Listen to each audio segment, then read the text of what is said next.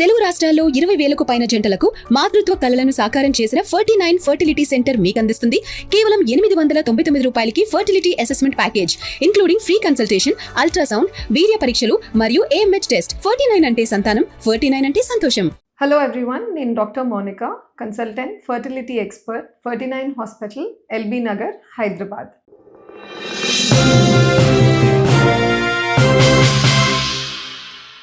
So చాలామంది అడుగుతూ ఉంటారండి, ఎగ్ క్వాలిటీ ఏంటది, అసలు దీని గురించి మనం తెలుసుకోవచ్చా? సో ఎగ్స్ అన్నవి లేడీస్ అందరూ కూడా ఒక ఫిక్స్డ్ నంబర్ ఆఫ్ ఎగ్స్తో మనం పుట్టడం జరుగుతుంది. ఇవే మన జీవిత కాలంలో ఏజ్ ఎక్కువ అయ్యే కొద్దీ, వయసు పెరిగే కొద్దీ గుడ్లు బాడీలో చనిపోతూ సంఖ్య తగ్గుతూ వస్తుందండి. పూర్తిగా ఎగ్స్ బాడీలో కంప్లీట్ అయిపోయిన రోజు లేడీకి పీరియడ్స్ అన్నవి ఆగిపోతాయి. దాన్ని మనం మెనోపాజ్ అని అంటూ ఉంటాం. ఈ ఎగ్ క్వాంటిటీ అంటే ఇంకెన్ని బాడీలో మిగిలి ఉన్నాయి, గుడ్ల సంఖ్య ఎలా ఉంది అని తెలుసుకోవడానికి కొన్ని ఫర్టిలిటీ టెస్ట్స్ ఉన్నాయి.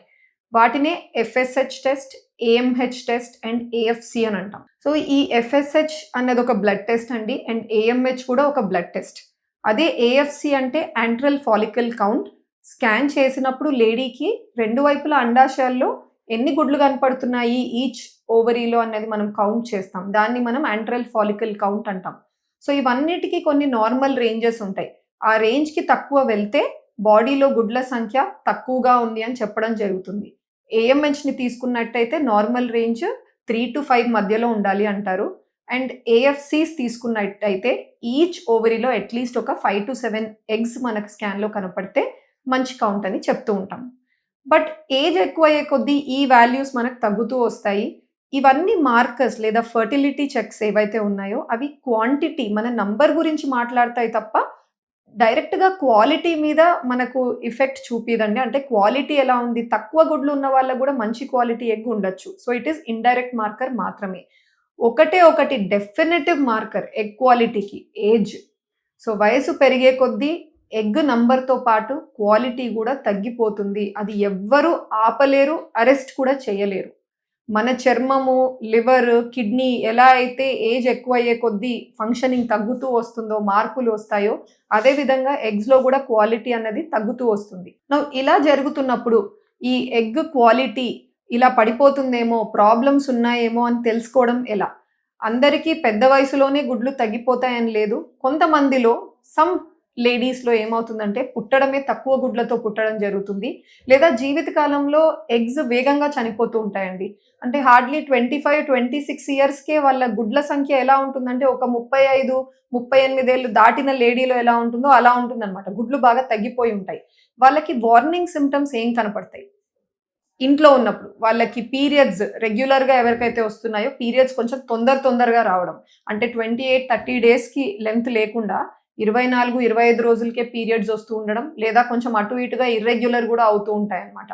ఎక్కువ శాతం అందరు ఏమనుకుంటారు, నాకు నీటి బుడగల సమస్య ఉందేమో అని అనుకుంటూ ఉంటారు. బట్ నీటి బుడగల సమస్య ఉన్న వాళ్ళకి గుడ్లు చాలా ఉంటాయండి, ఎగ్ పెరగడం కష్టంగా ఉంటుంది అంతే వాళ్ళలో. బట్ ఈ సిచ్యువేషన్లో వాళ్ళకి ఎగ్స్ తగ్గిపోతున్నాయి అని అర్థం. సో ముందే చూపించుకోవాల్సి ఉంటుంది. నెక్స్ట్ వచ్చేసి ఇంకొక వార్నింగ్ సైన్ PCOD. PCODలో ఎగ్ నంబర్స్ ఎక్కువ ఉన్నా కూడా క్వాలిటీ అంత బాగా ఉండకపోవచ్చు. బికాస్ బాడీలో ఇన్సులిన్ రెసిస్టెన్స్ ఎక్కువ ఉంటుంది, హై షుగర్ లెవెల్స్ తిరుగుతూ ఉంటాయి, దానివల్ల కూడా దెబ్బతింటూ ఉంటుంది. అందుకనే ఎగ్ నంబర్, క్వాలిటీ రెండు డైరెక్ట్గా రిలేటెడ్ లేదు. అంటే ఎగ్ నంబర్స్ తక్కువ ఉన్నాయి అన్న వెంటనే క్వాలిటీ బాగుండదు, ఎగ్ నంబర్స్ బాగున్నాయి బాడీలో అంటే క్వాలిటీ బాగుంటుంది అని చెప్పడానికి లేదండి. మీ క్వాలిటీ అన్నది దేని మీద డిపెండ్ అవుతుందంటే ప్రైమరీలీ ఏజ్, మీ వయసు మీద డిపెండ్ అవుతుంది.